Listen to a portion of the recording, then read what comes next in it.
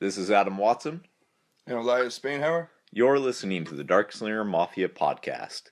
Tonight we have on is a very special guest, Mr. William Sam Quinton, who's currently doing a Kickstarter for Comet over Echo Rock. Unlike most of our guests, this isn't going to be a Kickstarter for comics. This is an RPG Kickstarter, but it ties into comics, and through the interview we're going to explain how. So how you doing tonight? We're having a really great day. I'm really excited. We reached 84% of our funding goal in the first 2 hours of our Kickstarter. So it's been an amazing launch day. Yeah, I saw that. That's pretty astounding. Do you know what to accredit that to? Yeah, we had a couple of high-end backer rewards for original art, and one of the highest ones was picked up very quickly. Because the art in question was from Jacob Choya, who had done some old school styled RPG art, stuff that you would have seen in the the style which you would have seen in the first edition D&D red box stuff, things like that. It's got really big, thick lines, and just makes for some really nice, ugly monsters, and it's pretty neat. Okay, so for the audience that is not at all familiar with RPGs, I myself have yet to play one, but Elias plays them quite frequently. Why don't you go ahead and explain to us what this is exactly? Well, Comet over Echo Rock is an adventure that the Game Master will use kind of like a script, if you would, when they are hosting the game for their players. And so it contains in it the narrative of the adventure. It includes different things that are done in different locations in the setting, and also, of course, the art that we had commissioned for the book that illustrates those particular encounters. And during the course of play, the players will take on, I should say, roles of a character that they're portraying in that story, describe their actions, and basically they create this community narrative to enjoy time playing with their friends. It's reminiscent of, at the base core of the old games we played as kids, when you play Cops and Robbers or what have you, when you take on that role and just have a good time being someone else. Okay, is this specific to Dungeons & Dragons, or can it be played with other RPGs? This particular one is constructed for the 5th edition rule set for Dungeons & Dragons. It's released under the open game license that Wizards of the Coast has facilitated and complies with their system reference document 5.1, which is a lot of legalese, which basically means I can tell you that you use it with your D&D characters, because otherwise you can't do that without a particular license. Okay. All right, that makes total sense. So, this is your 4th Kickstarter, correct? Yes. And you had 2 previous RPG Kickstarters that were successful, 1 comic Kickstarter which was not. Right. And if I understand what the strategy is correctly, you're hoping to overfund in order to drop some more money into 47 Furious Tales, which was your comic Kickstarter, so that you can knock down the amount that you need when you relaunch that. Do I have that correct? You have that entirely correct. And not just from this launch also, but for the next RPG launch as well that will go out after this one fulfills. We'll be using surplus revenue from that to help fund 47 Furious Tales as well. 47 Furious Tales is important basically for a lot of reasons. One, the need to create is a strong force, but also, two, from a business perspective, it's our entry into comic book market. And then I would be lying if I didn't say really the biggest reason is the desire, though, to get that comic book out in people's hands so that they can enjoy it. Yeah. I think it's really going to be something special. I mean, you've seen some of the art that we've done for it already. It's going to be pretty amazing. Yeah, I was pretty disappointed that it didn't succeed in its first round of crowdfunding, but I have utter faith that when you relaunch it, it's going to succeed. Yeah, we're going to try and knock down the goal at least by half.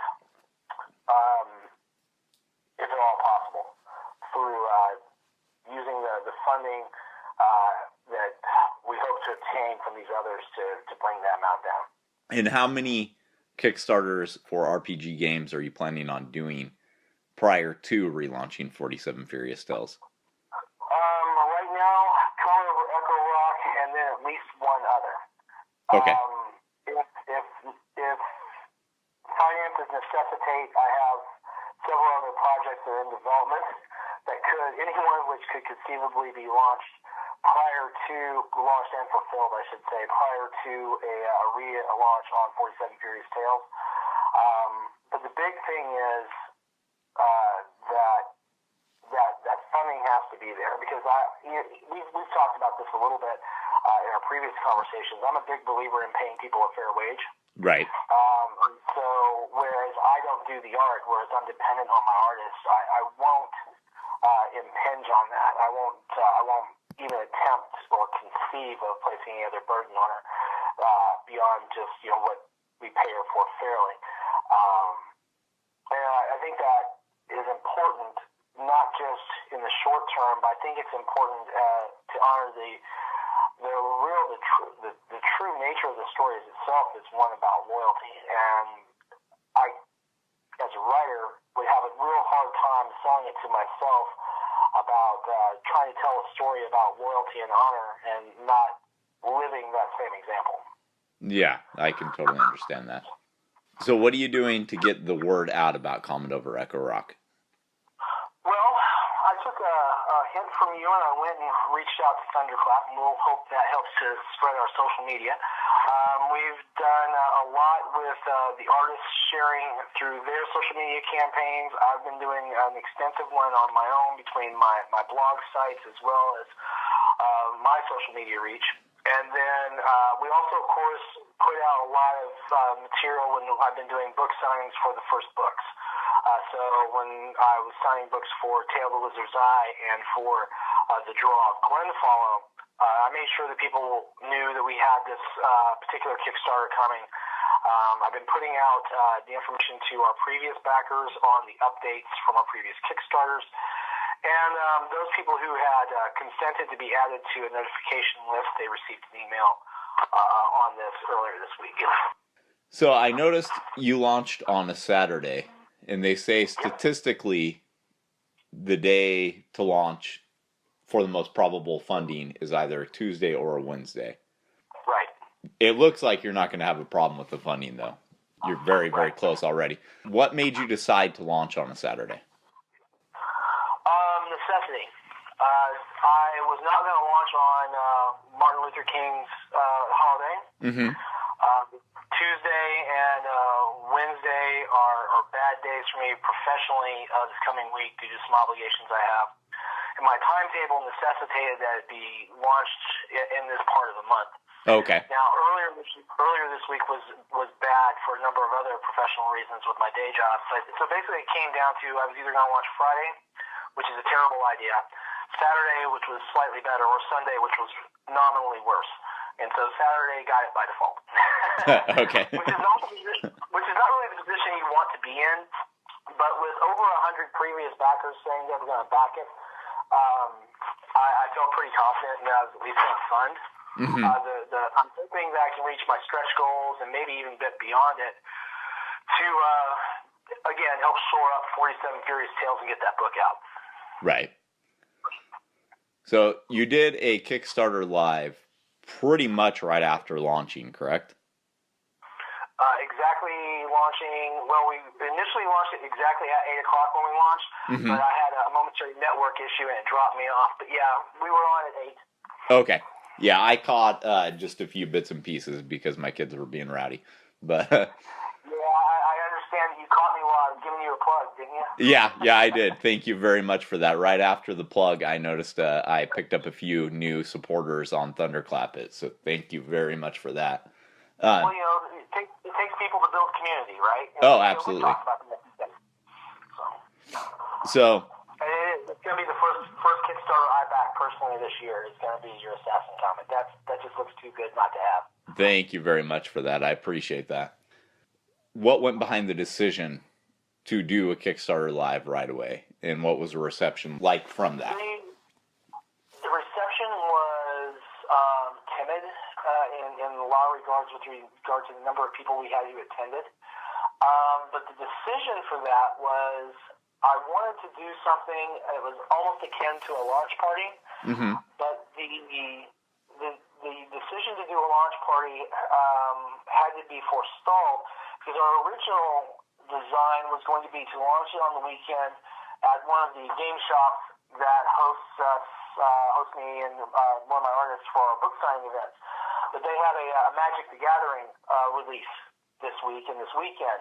And so, being the bread and butter of their income, that just wasn't an option. I couldn't ask them or hope for them to forestall that because that just wasn't going to happen. Right. And so, I still wanted to do something special for the launch, and I always wanted to do a live stream event with it because I wanted to have the opportunity for the backers to interact with the artists, particularly. I'm a very big believer in promoting the artists for the work that they do. Because they do so much that really makes what I do possible. Because while you can release a role-playing book that doesn't have art supporting it, it's just not the same. With the art in there, it kind of gives people that visual aid that helps lend some credence to the scene and helps support the narrative. Right. So it's not just like walls of text. You got something to visibly see and get into. Exactly. And while I could probably get away with using art that I could buy on Drive-Thru RPG or something like that, I think that it's much more important to have original art if you're going to really try and build something for your audience. I don't want to just skate by. I want to give the people who are investing their time in playing a game that I've written and designed, I want them to have the full experience. I want it to be the best book that I can put in their hands. And that requires original art that speaks specifically to the scene it's designed for. Yeah, that makes total sense. I'm actually planning with the Ghost Assassin Kickstarter to do a few live events that are scheduled out for, I don't know if I'll be able to do them quite once a week. It might be once every 2 weeks. Are you going to be doing more live events? Was this the only time you were doing it? Well, we're going to do another live stream event towards the end of it. I'm still working on the calendar for a couple of dates for some in-person stuff. My calendar has got shook up a little bit due to some changes during my day job. And okay. So it's just something that cannot be avoided. I have to take that into account. Because with this being my second full-time job, I still have to pay homage to the one that pays my bills. Right. Yeah, it's what I'd like to do is really make a trek out to the local game store here in Frankfurt, who's been really kind to us and supported us especially with 47 Furious Tales. They did a lot with that, with posting flyers and supporting us on their social media. And then I'd also like to go see the folks at D20 Hobbies in Lexington, who have been hosting our book signings over and over again, which has been really great. They've got a great crowd down there. And we'd like to do a couple of things there to support this title directly and help, firm up the local audience support. Okay. So, with all the creation you're currently doing, how much time do you actually have to play RPGs right now? I have about 2 days a month that I can spend a couple hours playing each time. Oh, that's pretty good, I think. Yeah, I mean it's really good. It's a pretty generous schedule. Which I've been lately. It's been mostly Shadowrun, which is a huge favorite of mine. And then if I get a chance, I like to try and squeeze in either D&D or Talismana.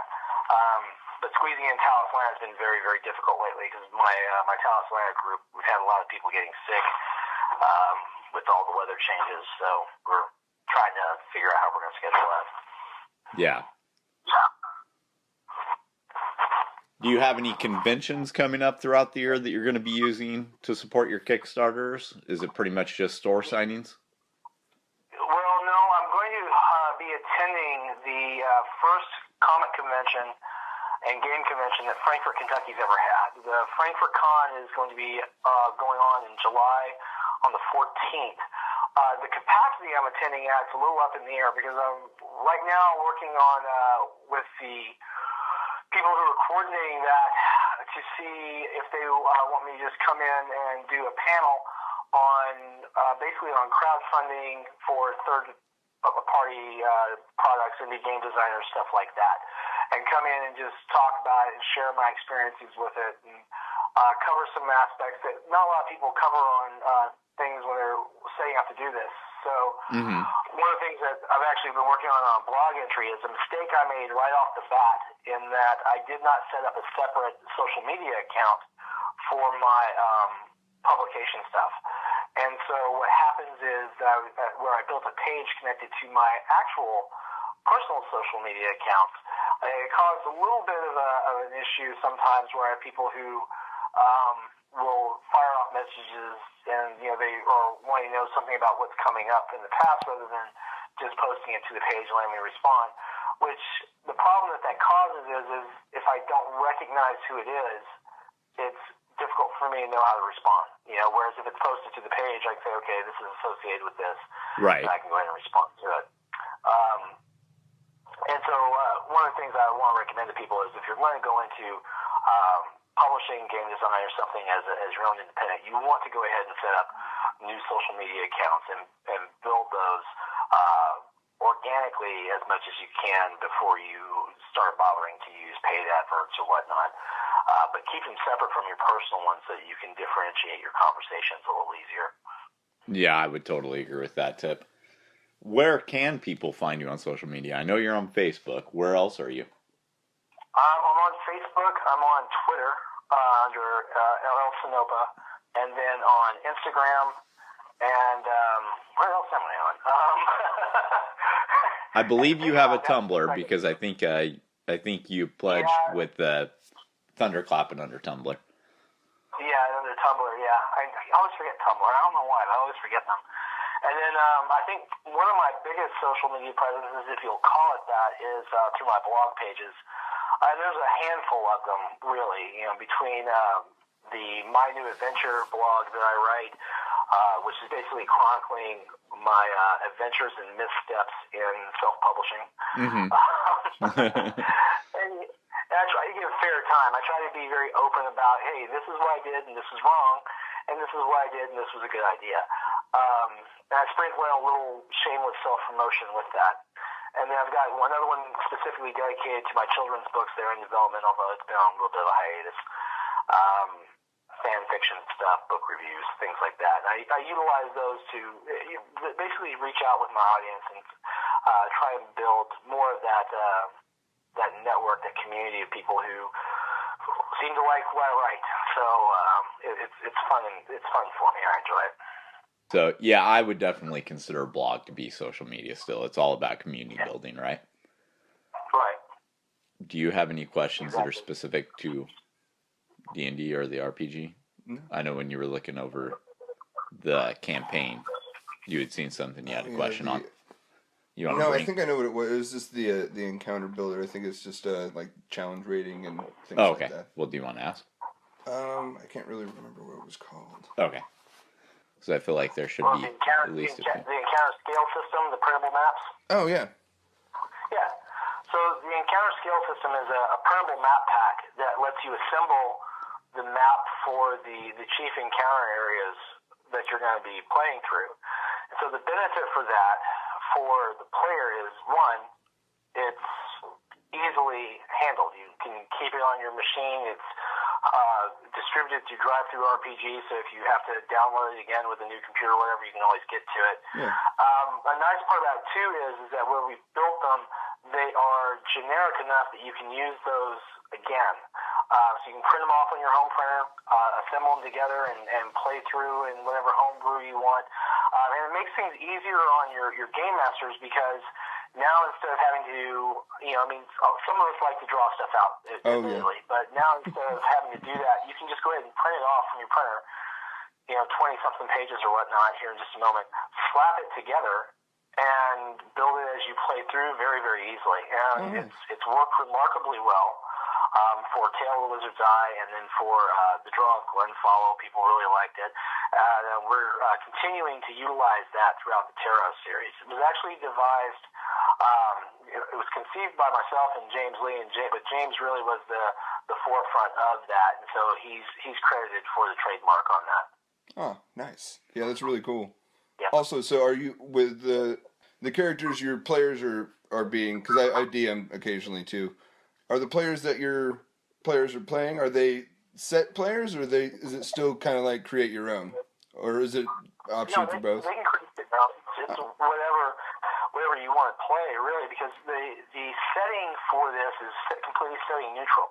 Oh, nice. It's designed, you can just plop it down into whatever fantasy game that you're playing through with that mechanic, cool. Which is important if you're wanting to be able to have an adventure that's not just limited to a particular crowd who wants to use your own setting. And this way, if people are using their homebrewed settings, people who are using other published settings, if they need an adventure in a hurry, they can plop it down and go. But the overall series is designed not just so that the individual adventures can be used that way, but also because they have this whole background narrative that falls out between them. So you can actually use it even as the main campaign if you wanted, or as a parallel story arc in your overall story, which I'm pretty proud of, because it makes the series very well adaptable to people's different needs in the role-playing community. Awesome. Yeah, no, that sounds pretty awesome, actually. Because I occasionally have times where I'm just like, I just don't know what, or I had a rough day at work, and because I play right after work, and I'm just like, I don't know what I'm going to do to these guys today. But yeah, it would definitely be a lot more helpful to have like just kind of a basic layout of either a quick story or one that could turn into a whole nother. Because it also depends on your players. If they're a rambunctious group, they're not going to stick to a straight campaign. They're going to wander. Right. So it'd be nice to have. Right, and we take that into consideration too. The tarot adventures are designed so that in between each book, it's assumed that there's some downtime. So, for example, the first book, The Draw of Glenfollow, when that ends, and between that and the beginning of The Comet over Echo Rock, there's assumed to have been several months of downtime in between the two, because there's a dramatic change in the actual setting as it's described for the Glenfollow area. So you go from a place that's the ruination of decades of goblin deprivation to a place that's being cleared by settlers, and new construction is going up as people are moving into the area. And it completely changes the flavor of the area, but what's nice about that is when you are playing through them, if you play through Glenfollow and you go out and do a couple of adventures and you come back and you comment over Echo Rock, you come back to the same place, but it's new and it makes sense. It has this kind of native feeling of the passage of time. That's cool. And so it's designed that way, so it kind of mirrors how we look at serial novels. Like if you look at, again, I say this all the time, my favorite contemporary authors for fantasy and fiction right now are Charles Stross and Jim Butcher, and they are both very well versed in that ability to create stories that don't necessarily fall on the heel of each other, but they have that sense of the passage of time throughout it, so that not only does your main protagonist have that evolution, but also the supporting cast does as well. And I think that's important in developing your suspension of disbelief. Oh yeah, no, that sounds really awesome. Just being able to, because like not many people, like especially I'm pretty new DM. Not many people think of like things changing slowly over time. But I like that. That's a really cool idea. Now, getting back to the question about characters, though, we did have people from the Kickstarter campaign for the Draw of Glenfollow who had asked why we didn't include pre-generated characters. And the honest answer was I just didn't think to do it. Yeah. But we got the stretch goal for this campaign. Once we hit, I believe it's $1,500, if my memory is very much faulty. I believe it's $1,500 is where we have money to sink that in. I think it was too. $1,500. When we get to $1,500, we're going to be including 6 pre-generated characters. And then that'll be its own little section in the book, and there's going to be one full-page color illustration of those 6 characters at the front of that section, and that's going to be done by Alexia Veldhausen, who is the lady who illustrates, inks, and colors 47 Furious Tales. And she has 4 other pieces in this book as well, which should be tantalizing for anyone who saw any of the 47 Furious Tales art. Oh, yeah. Fantastic artwork. Well, one of the things that she did that I think is really very fetching, it's right in the campaign itself, is the illustration of a direwolf. And she had no real concept for it in context with role-playing. So it's like basically take a wolf and blow up its size.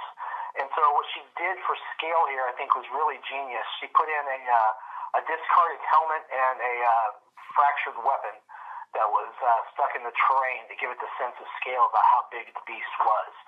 And I think she did a really beautiful job. When you see her work, it's always impressive. It's just, she never ceases to amaze me.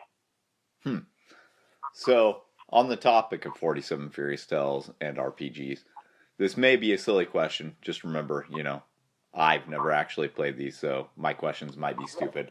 But are there any plans at any point to take one of your comics and bring it into the RPG world, or vice versa? Well, I've been toying with that idea. I've got a original RPG that's in development. Development's going a little slow because I want it to be right. I want it to be something that's on par with anything put out by any of the companies that have been in business for years and years and years. So I'm working on that.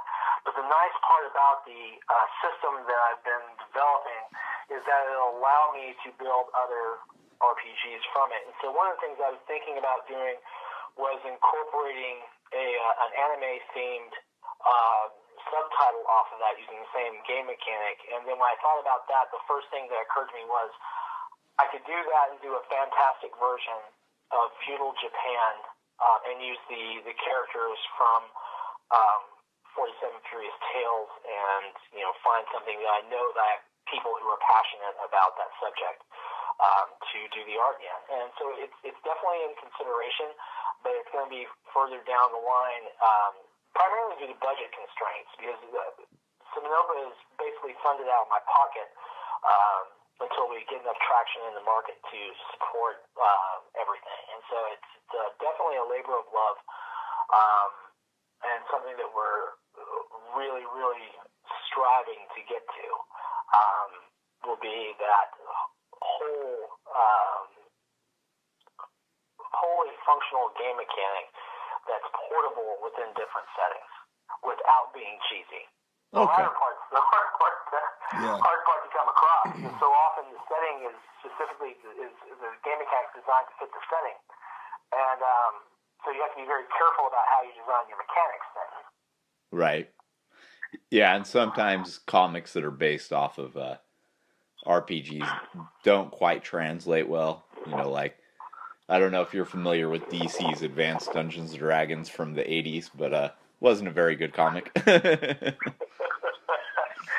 think my favorite RPG-themed comic, other than a couple of web comics I've seen here recently, has been Kinzer and Company's Knights of the Dinner Table, which is more about the players than it is about the characters, even when they're portrayed as the characters. Yeah, I'm actually familiar with that one. Kinzer and Co did a brilliant job of that. And hey, I just got a little peek, and we are now at $565 of $600 goal. So Congratulations. Only $35 away from funding. Yeah, I believe you're going to fund in 24 hours. So. I hope so. I'm going to have to get one of the guys to do up one of those little tags that say funded in so many hours. I would have liked to have been, funded in 20 minutes, but that's probably not going to happen. I have small goals because it really doesn't take much to fund these first few projects. But starting, let's see here, with the next one after this, that one will be probably the last small goal, and then everything else after that is going to have to be wholly funded from the residual revenues and or the Kickstarter revenues, because I just continuing to pay for expenses out of pocket is going to be too prohibitive. But fortunately, so far our community that has been built and the audience that's coming around has been really great about it. So I'm hoping, and I have an aspiration that Comet over Echo Rock sees 200 backers is what I really hope as far as goals for the number of backers we see. I would love to see more than that, but 200 is a benchmark that is not very often reached, particularly for adventure modules. And so I think if we can do that with an adventure module, it's really telling about what our audience has thought about the work we put out so far. Yeah, I can absolutely agree with that. That'd be fantastic. So, you want to talk about what your reward tiers are for a moment? Yeah, sure. One of the things with RPGs is you've got, much like with comics, you've got people who are really comfortable with electronic format, and you've got other people who really want that hard copy. And so the thing about RPGs is trying to make sure that you have that available as your backer rewards or as your perks if you're using Indiegogo. And we're actually doing both on this one just so that if people prefer Indiegogo, they have that option. And so I put together the campaign so that we have just your basic little first level introductory backer level. So if someone just wants to support the book but isn't necessarily interested in having the book, maybe someone wants to play through it, their DM is picking up the book and they want to lend a little support, they can pledge a $2 tier and be in the loop on the backer only updates. And then the next tier is just our $5 pledge level for the PDF Dungeon Masters. They get the PDF copy of the adventure and the map pack, the ESS map pack, which is important because I want people to have that map pack along with the adventure. I haven't really found a way yet to make it stick together in Drive-Thru RPG. In their interface really well, so I'm still working on trying to master the marketing on that to make it work, but it works really easily with the crowdfunding selection. And then from there, it actually jumps on the pledge level because from there it goes to print. And so my pledge levels include shipping at this level at $25. It includes the shipping cost. Now these are for the unsigned copies. And so they get a soft cover copy of the adventure along with the PDF pack of the adventure and the map pack. So they have the hard copy if they are going to be away from home playing at a store or a friend's house or whatever, or they can go ahead and utilize their PDF from their laptop, whichever is more comfortable for them.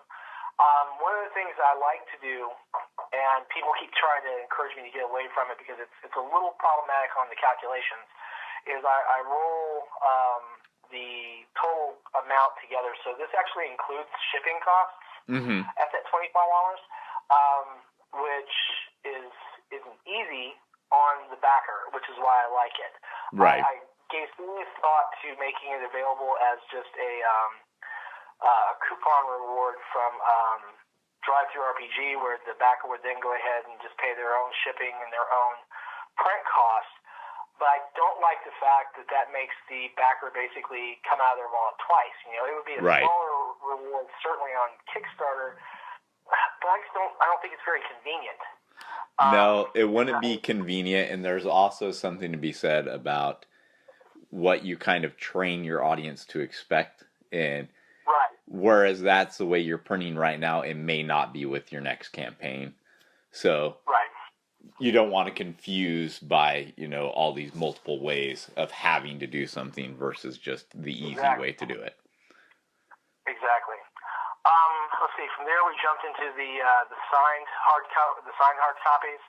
So they get the PDF electronic versions, and then also a signed soft cover at $35, and then at $45, they actually get a collector's edition hardbound, along with a soft cover and the PDF as well. And I get questions about that from people who don't do a lot of role-playing games, and the reason for that particular pledge level is that very often you'll have people who have collections of the role-playing stuff. For example, for me, one of the things that I most dislike about my earlier role-playing books is that they didn't hold up very well. And so Right. there's some really fantastic adventures that I no longer have access to, that I no longer have because the books just fell apart. And so I've made sure to put in to where we have that hardcover because they'll hold up very well. And then also a soft cover so that the backers has basically one that they can put in their collection and one they can still carry and play, as well as the PDFs if they want to use their electronic devices. And then, of course, the signed version of both of those is available at the $60 mark. We had one of our artists, Jake Achoya, who made the originals available for the 4 pieces that he put together. And those are black and white 8.5 by 11s. We've actually already had one claimed by a backer. They've already pledged for it, which is kind of cool. So someone pledged for the spiders have to eat image, which is a big giant spider about to eat this guy. It's really a cool picture, I think. It's really kind of neat.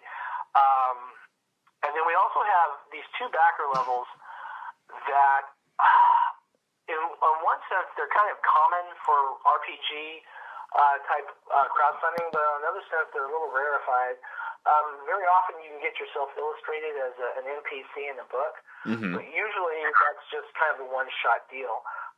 With this, we've got 2 rewards for 2 pretty important characters in the series, and these are going to be the same illustrations that are used for the next few books, because I'm not going to give too much away on the storyline, but there's going to be a change made to each of those characters over the course of the story because people change and adapt and things happen and monsters try to eat you. That's going to necessitate a change in the images here in a few books. But in the meantime, these particular illustrations are going to be present. For example, they're going to be in Comet over Echo Rock if someone claims them, but then they'll also be in the 3rd book, and one of them, and I'm not going to tell you who, but one of them will definitely be in book 4, and depending on how big we can make book 4, if we can squeeze in a little side quest I want to put into that, then we'll actually have both of those images in there again. And so you're really looking at they'll have their image in 3 different books for one pledge, which I think is really kind of cool. I would definitely agree with that. Yeah, that sounds cool. And I think comic readers could relate to the thing you were saying about hardcover and paperback. You know, there are collectors out there that want reading copies. So basically, you're providing them with a collector's copy and a reading copy, which I think is really awesome. Oh yeah, well, and all the $60 D&D books, like the Player's Guide, all that, they're all hardback. Because people throw it in their backpacks with their sheets and go off to their friend's house. Yeah, so if those are 60 and yours was 45, you said? Well, 45 gets you the PDF, the ESS map pack, the soft cover, and the hardcover all together, plus the shipping on it. Yeah, 45. That's a still for that. Oh, yeah. Yeah, people need to jump on that one. I really don't have very big margins. I mean, I kind of squeak by. So. I mean, that's going to have to change in a couple of books, but I mean, it'll change hopefully just by virtue of volume. Yeah. And so that'll be okay. I'd like to keep the price points here or lower, but in order to bring them lower, I've just got to find a bigger audience. Right. So how would I get a hold of your first book? Our first book is available on drive-through-rpg.com, and the first in the series is The Draw of Glenfollow, and that's for characters 1st through 3rd level. Okay, cool. Now, I had a book before that's for mid-level campaign, and that's Tale of the Wizard's Eye. I'm probably going to go back and do a couple of editorial revisions on it and send those updates electronically to the backers on that, because I found a couple of things that got past my proofreading and the people who I had proofreading for me at the time. But I didn't have that problem with The Draw of Glenfollow because I actually managed to secure the services of a very wonderful lady who proofread and embarrassed me no end in a good way by pointing out all of my grammatical fallacies. So, editing is important. Yes, it is. Editing is important. Tale of the Wizard's Eye got some really great reviews from some very kind people who really enjoyed it. And John, if you're listening to this, I'm talking about you, man. I really appreciate it. John actually gave us, the pros and cons kind of review, where he pointed out things he liked and the things that could have been improved. And so I took that in the review from another John, actually, and a guy also named Alan and Craig. I took some feedback I got from those four backers from the first book and made sure I made some corrections. And the first book, I mean Tale of the Wizard's Eye, and made sure to correct some of the things before I put out the Draw Glenfollow. And I think that the Draw Glenfollow benefited a lot from that. Okay. So, Drive Through RPG.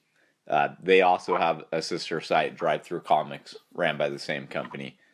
I've been on Drive Through Comics since the inception of it. I think they were about a month old when I first got on it. Cells have never been very good on Drive Through Comics. I continue to put my comics up there and will continue to do so because it's passive income. It's something you do something for one time, and if you make a couple of sales a year, awesome. What is it like from the RPG standpoint? About the same for me so far. I've actually sold the majority of my stuff has moved through the backer rewards, and then from people who've actually just reached out to me directly who say, hey, I'd like to get a copy, but I want one signed. Can you sign a copy for me and put it in the mail? Which is incredibly cool. And sometimes that's happened a few times from some friends of mine, and then from people who were friends of friends who were like, hey man, I saw this at Doug's house. I'd love to get a copy. Can you sign one and send it to me? And so it's kind of spreading that way. I've actually done more through people seeing the book and wanting the books than through drive-through so far. And part of that, I think, is that I don't market it very well, and that's a mistake that I'll own pretty readily. Because I still have a lot to learn about online marketing and social media in particular. I'm still kind of a noob, lost in the woods. But reading what I can from people who aren't trying to sell me, the Golden Gate Bridge. Right. And plus, I also get a lot of mileage by just being upright and honest with folks. So I'm real serious about building community with other game designers, and so I talk to people who are willing to talk with me. And the same with comics too, the same way. And when they want information for a blog or something, I say, yeah, here we go, man. This is what we're doing. I think one of the neat things that happened, and it really kind of blew me away, is let me give you a little background. I was at a friend's house, and I didn't have my laptop with me. And I was like, let me go ahead and show you what this looks like. And I went to go ahead and just do a quick Google search for Comet over Echo Rock. I was going to show them some of the preview stuff I've done on the blogs and whatnot. But my stuff wasn't the first Google search result. And I was like, wait a minute, what the hell is this? And so I go in and look, and Tabletop Gaming News had published an article about Comet over Echo Rock. This was about 2 weeks ago, and we just launched today. Oh. One of their writers had picked up and read through one of my blog entries about it and had written a little article about it. It had over 600 views. And I was like, wow. That beats the nose off the view count I've got on that entry, I think seriously, my social presence isn't very large. I think the largest YouTube hits I've got on one of the videos is like 150 so far. But I'll take it because it compares very nicely to the 35 I had for the preceding one. So I'll take that and cherish it. Absolutely. So I think we have time for 2 more questions. We're starting to run out of time.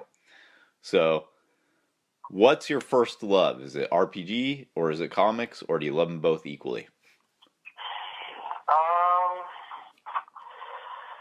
Chronologically, my first love was comics, but I think that RPGs have become more dear to me.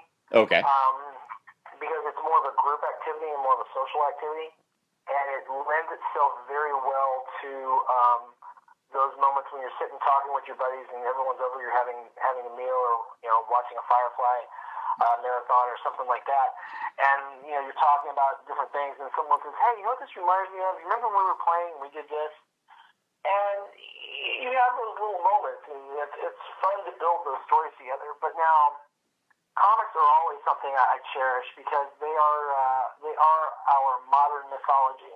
Right. And I hope that we never lose that, because that's one thing that you kind of get worried about at times, is that we're going to get lost in all the nonsense that we put out there online.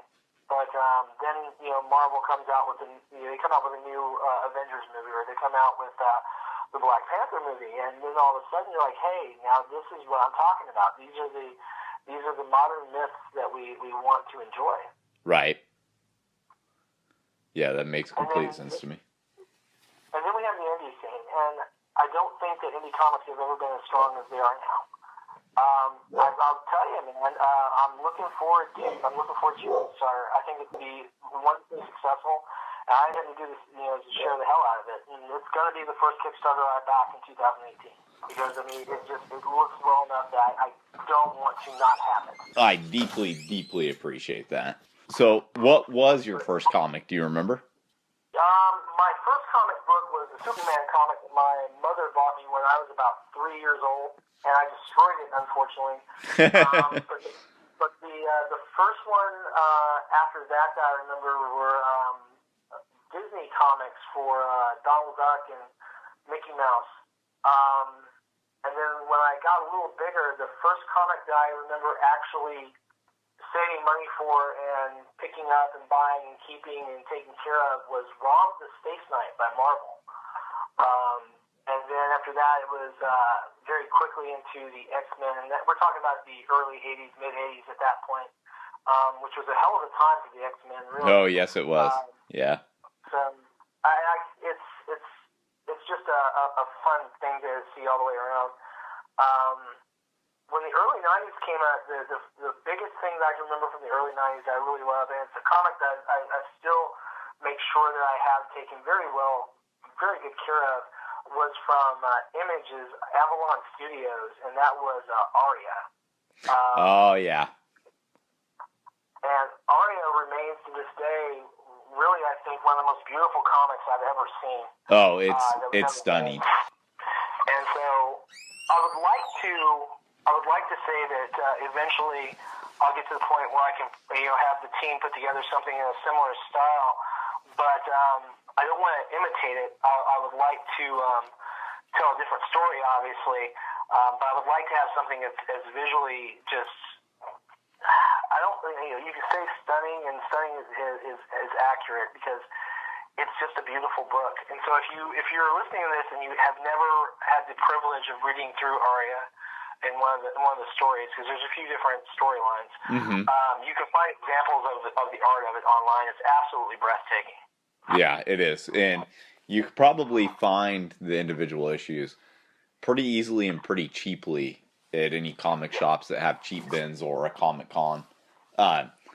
Aria actually has a small bit of influence on Ghost Assassin, because when I first came up with the initial idea, I was trying to go through mentally what I wanted the ghost to look like. Right. And I was a huge fan of The Frighteners when I was a kid. Did you ever watch that movie? Oh, yeah, I forgot about that. That's awesome. Yeah, and I thought, that movie pretty much captured exactly the feel of how I wanted the ghost to look in the panels. But they're green in Frighteners, and I thought green was a really odd color to pick for ghosts. Yeah. Went a little bit more towards Ghostbusters in that way when they colored them green. But I still really like the way they looked, so I'm kind of looking for inspiration, and I had a bunch of comic bins. I start looking through them, and I see Aria the Soul Market. And in there, she stops and talks to a shopkeeper that's a ghost who sweeps the porch every single day, and she's blue. And I was like, okay, this is perfect. That's the color. That color makes sense to me. The way Jay Anceletto drew it, perfect. Yep. So that had that bit of inspiration on Ghost Assassin when I was formulating it way back in the day. So yeah, it's Soul Market was nicely done. I enjoyed that. Yeah, we're gonna have to find you that at some Comic Cons, Elias, so that you can read it. I haven't thought about that book for a little while until you brought it up. I should revisit that comic. That's a great comic. I'll tell you where I found my last batch was from Mile High Comics ordering online. Oh, really? Yeah, and so you can get stuff from Mile High Comics you'll play hell finding anywhere else. Yeah, So, that's true. And they're down in Denver, and they're great people, and they never return my messages because everyone else is messaging them all the time. But I still love them to death. They're great folks down there. If you ever need to find a comic that's hard to find, they're a great place to go. Mm-hmm. Yeah, we're pretty fortunate with small comic cons in this area that have really unique stuff popping up all the time. It's a big benefit actually living in this area because there's so many comic creators around here, and occasionally people will just set up at the little shows to get rid of some of the stuff that's been cluttering up their space. And they always seem to have the unique stuff that you don't see at comic shops. Like this year I filled out one of my runs of Scud the Disposable Assassin, for instance, and that's just, you don't find that stuff pretty much anywhere else. But we are blessed in that one way here in Oregon. Not in a lot of other ways. We have too much rain, but it's bad for comics. Very bad for comics. So for the final question, do you have any advice, not just for someone who wants to launch a Kickstarter, but for people looking to launch a Kickstarter in multiple medias, I guess you say? Okay. Yeah, the different types? Yeah, different types. Different genre worth of topics, yeah. The first thing I'll tell you is you have to pay 100% of your attention to the subject you're working on at the time. So if I am putting together a Kickstarter for 47 Furious Tales, I have to approach it in a different light than I do if I'm putting together an RPG book. Not just because the funding is different, and the math is entirely different in that, because your comic is so incredibly art dependent that your calculations are skewed to the exact opposite end of the spectrum. Mm-hmm. But you have to present it much differently than you do an RPG. And I think 47 Furious Tales' first attempt may have suffered because I may not have adapted it far enough to a more typically comic book looking Kickstarter. It may have still held a little bit of that RPG feel to it. Mm-hmm. And with regard to, I didn't probably spend as much time really discussing the narrative as I did referencing the narrative. So I referenced the ACOist, and that was on me. So I would pay very careful attention to it from the audience point of view. So, for example, if I'm doing an RPG, I want to appeal to my audience, and if it's an adventure, I'm going to want to appeal to the game master. And gentlemen, I just funded. You just funded? I just funded. Congratulations. Thank you very much. 4 hours and 15 minutes, and I funded. All right, so that's a Darkslinger Mafia exclusive right there. You funded while on our podcast. I funded on your podcast. So big thanks to backers number 14, 15, and 16 who hit right on top of each other. So, yeah, that's kind of neat. You heard it here first, guys. Sounds like Elias was one of your backers as well, because he's raising his hand. Yeah. So. When you said when you started talking about how the mechanics and what's all involved in it, I was just like, I'm gonna back this, and you're like, I have $35 left. I'm like, I'm gonna hit this $35 button. There we go. Well, we know how we got there, and you'll be getting your signed copy. How's that sound? Sounds great. All right, so do you have any final questions? No, I think I'm good. Okay, so congratulations once again on hitting the goal so quickly. That's huge, and definitely, get a badge made up that said funded in 5 hours or 4 hours and 20 minutes. 4 hours and 20 minutes every time. And the good news for anyone listening is there's still plenty of time to get onto Kickstarter and make a pledge, back and support, comment over Echo Rock. If you're light on funds and you can't back, sharing absolutely helps any Kickstarter campaign. So Twitter, Facebook, Tumblr, hit them up, hit the share button. Kickstarters are super easy to share. So any support you can give, I'm sure is greatly appreciated. And Definitely, that there is no doubt. I actually just got the email in, so apparently I had trouble negotiating my firewall. It funded at 11:58 p.m., so it actually funded in just under 4 hours. Very nice. That is fantastic news. Oh, man. That's awesome. Thanks, guys. I appreciate it. Hey, there is one thing, too, I wanted to mention. Just to touch on this real quick. Okay. What I was saying about make sure you're approaching it from your prospective backer's view, I think that holds true for anything. Because you can be multi-talented across a huge array of spectrums. Comic book artists in particular, if you're making comics, you're really writing books and you're writing chapters in that book. So if you are working on a novel and you're writing out, then you're going to approach that from a slightly different vantage point than you do if you're putting out your comic. And for RPG adventures, you want to target your game masters, but still appeal to your player base so that they can refer it to their game master or pick it up for them. And then for supplement books, you want to appeal to a wide spectrum. And so I think that when you're developing your titles, you have to be conscious of that. You have to be attentive to the needs of the people you're creating for. And this goes back to the whole thought that I touch on in my blogs, too, about you're creating for an audience, not for a crowd of people who are going to be your personal money machine. Because this is not about trying to make you rich. This is about trying to create something for people's benefit or for their use.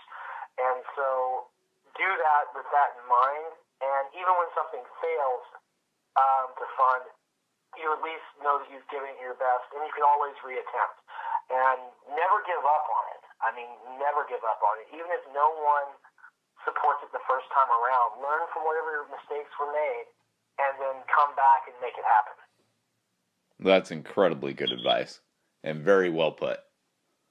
So, yeah, Thank you. I think that's a perfect place to leave it, and we definitely want to have you on again, though, of course.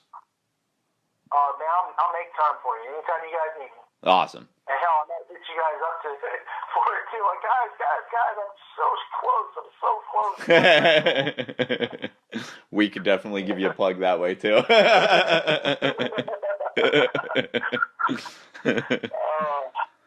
now if you've got like an example page you're going to use in your Kickstarter launch, like I said, if you want to send me an example of it, I'll go ahead and read through it and put it up on my book review thing. My book review thing's only had like 600 views so far, but I mean I've only reviewed I think 5 books, and then they've all been either by Strauss or by Butcher. But the people are seeming to respond to it fairly well. So I'll definitely do that. Yeah, even if there's only like 50 people or something like that who read it, that's 50 more people who get it. Oh, absolutely. Even if it's 5 people. And one of the ways I look at it with Kickstarter too is because it's such community building. One of the things I think people want to see you do as a community leader is actually attempting to get the project seen. So when I did like the Who Will Save the World Kickstarter, my funding went up every time I posted about being on podcasts, having interviews, having reviews and all that stuff. And it didn't matter if it was sites that had 100 hits or like 2 hits. What I think mattered was the people who were already on Kickstarter wanted to see that I actually cared about carrying this thing over the finish line, you know? Yep. And so if some of your readers end up being my backers, you know, that's just a sweet bonus, right? Well, I think it's important too because it can. Oh, absolutely, yeah. And I tell you, I've liked what I've seen of your work enough that I'm going to back it, and that right there should tell other people that if well, not just that. I'm gonna plug you a little bit here. Because, I mean, you kind of caught me in the middle of it earlier. I was doing my live stream on Kickstarter, and I was telling people, I mean, this is something I'm going to do. You need to take a look at it. And I was also talking about Angus's Frankenstein Kickstarter for his gaming thing. But that's the thing about it, is that some of the people who were messaging me are like, man, you need to stay on topic on Comet Over Echo Rock. I said, well, we talked about Comet. It's not the same people here. Let's tell them some other stuff that's going on, too, and support the community, you know?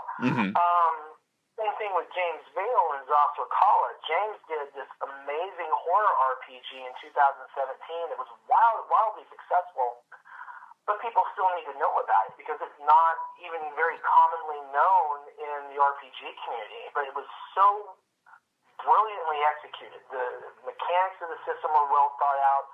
The setting is well construed. The art is amazing.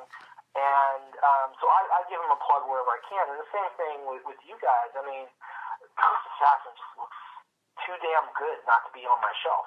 Thank you. I really appreciate that. Thank you. No, so far. So everyone listening here, when that Kickstarter goes live, make sure you know when it's going to go live and show up the first hour. Pledge it, because here's the thing. If you can get one of those little badges on there, if you can get a badge that is saying, hey, funded in under 1 hour, people pay attention to that on Kickstarter, and you'll do a world of benefit to that campaign just by having that on there. So come out strong and stay in for the long haul, and you'll see Ghost Assassin do wonderfully. Yeah, that's what I'm hoping for. So I'm hoping everybody turns out for it. It's going to launch January 23rd. Okay, so we got 9 days. 9 days, yep. So I think we can raise a hell of a lot of awareness in 9 days. That's my hope. All right, well, guys, give it hell.